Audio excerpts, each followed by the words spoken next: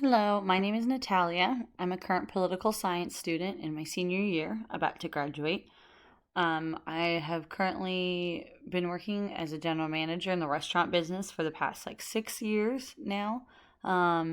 So that's most of my time is school and work. And then in my free time, I really enjoy to golf. That's another big one. And I've just figured out that my personality type is a campaigner. So a campaigner is typically curious, enthusiastic, creative, spontaneous, very much enjoys people and establishing relationships with people, imaginative, open to new ideas. Um, However, being curious and enthusiastic and, spontaneous also means some of my weaknesses are I'm incredibly bad at routine, which I can attest to. Sometimes same thing day in, day out does not work for me. So I'm also a highly distracted person. If many creative ideas are coming to me all the time when I'm in the middle of the project and stuff, my to do list gets kind of long and I have a hard time sitting down and completing one thing at a time. Um, and then another weakness might be that I'm tend to be a little more intuitive or emotional or impulsive for certain decisions, which can be a pitfall. So rather than just thinking very clear cut strategically, sometimes that creative emotional side can get in the way of that a little bit. I highly agree with this overall assessment. Like I said, I have a hard time with time management.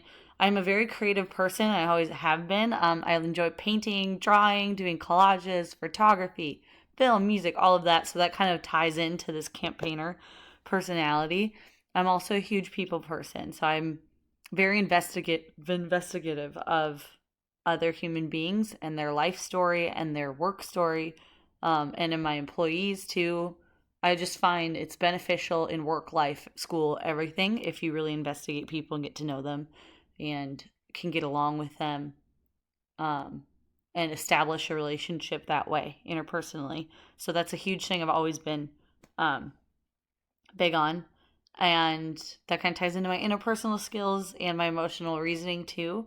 If there's an issue with another person or with individuals, rather than just kind of finding a clear cut, this is wrong, so I'm going to use this to like as a solution, I'll likely kind of try to dig a little deeper and maybe use all that personal stuff that I've learned or established with them to try to come up with a solution. So this, my strengths apply to some of the models from chapter 9, specifically the ones that popped out to me from each model. So for the prescriptive model, I'd say the third step, the suggesting and considering alternative solutions, definitely um, a positive point and a strong suit for me. Like I said, being a little more creative, I'm I'm very willing and open to voice more solutions myself, without fearing criticism. In doing that, I'm also very encouraging of my team or my employees to voice alternative solutions or things that we normally wouldn't be plan A. I know that in the textbook it said that this usually causes issues because it said, however, most groups simply start suggesting ideas and begin evaluating or criticizing them immediately. This pattern leads to group members considering fewer ideas than they normally would as members become reluctant to suggest something because they fear criticism. So, what I like to do if we're following the prescriptive model that way to avoid that is I usually have meetings where and I make it very clear like, okay, I only want us to free think ideas. Like, I'm just going to make a list. Let's all just start saying ideas and not start discussing them in depth yet. Like, let's all just brainstorm, go for it. We'll make a huge list, whatever, I don't care how long it is. And then I'll do maybe a separate meeting where so we have time to think about how that might work or not work before we talk about it in depth.